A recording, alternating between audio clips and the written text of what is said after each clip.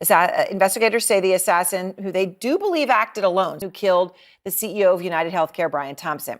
My take on this is he's probably a good guy, or was probably a good guy, right? He probably went to university, he met his wife, and he got into this industry amongst probably 2 or 3 other options, different jobs being offered to him, going into the interview process, people he used to go to college with. And these guys presented him an offer, and it appeared to pay well. And it's this, yes, it's private healthcare, but so is all of America. So, fuck it. He's had 2 or 3 job offers. He's like, well, if I take the job here, I can afford to pay for my kids to go to Yale, right? And it's, sometimes good people do bad or questionable things, or they choose kind of poorly. They make poor decisions out of a lack of other options. Maybe he had 2 job offers, but it's only 2, right?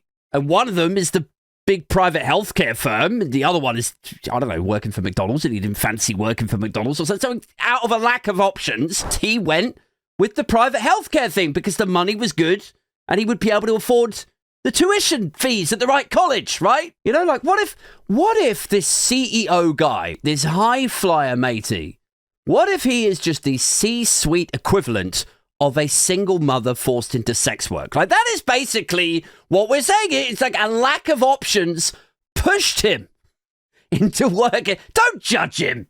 A lack of options, guys, pushed him into working for the global conglomerate, very non-compassionate, murderous and bankrupting private healthcare sector. That's what happened.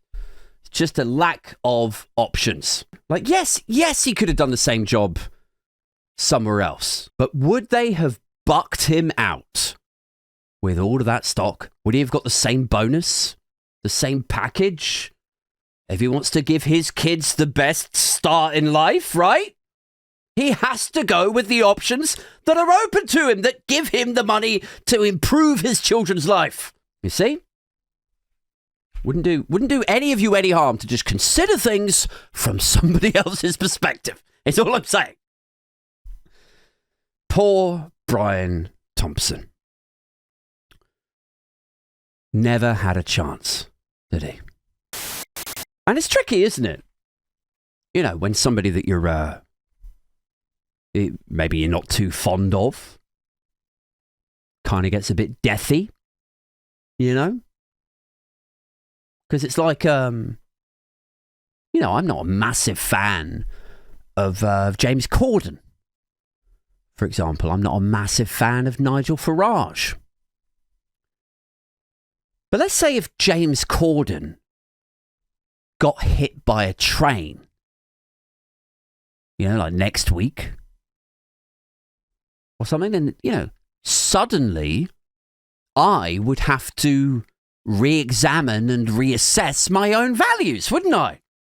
In terms of whether I felt able and comfortable to be able to say that I still didn't actually particularly care for him, But then it's like, you reassess, because you start thinking well, hang on, why is the onus on me to examine whether what I say is uncouth when this is the same motherfucker that was rude to his film crew, that was rude to staff in a restaurant, that was rude to his UK TV crew, rude to his US TV crew, stole a joke and did it on network television, stole another one and did that on network television, so neither of those comedians can ever do those jokes again. They're burnt in comedic terms.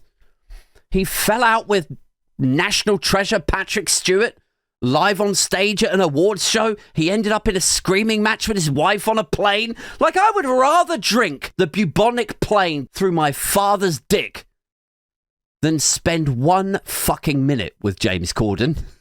And I sense I'm not alone in that, right? Just be nice to people, James. Try and be courteous. It's not that hard. Can you imagine what would kick off if James Corden and Ellen both got stuck in the same lift? I would love to see what would happen if those two, the meanest of the mean, got stuck in the same lift with each other. Who do we think would survive out of those two? Who do we think has drowned more of their neighbours' little girls' kittens out of Ellen and James Corden? Let me know in the chat, guys. Anyway, but if James Corden got hit by a train, right, like next week, why is it on me, or why would it be on me to examine myself and adjust my behaviour to respect the memory of somebody who so clearly felt no need to respect anyone? Do you know what I mean? Like, why is it suddenly on me? Like, it's a magic trick, isn't it? It's like, oh, hey, here's a guy who was implicated in child sex trafficking. Like, not Corden, by the way. Not Corden. I'm just saying, you know. I mean, maybe he has been. I honestly have no idea. But there's no evidence to suggest that James Corden is involved in child sex trafficking at this time. I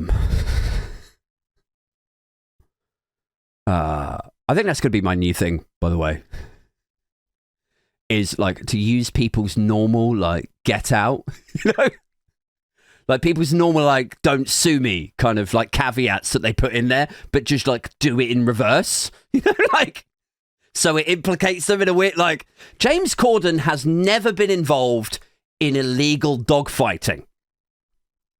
Allegedly. Just weave that doubt out into the public consciousness. Just another morning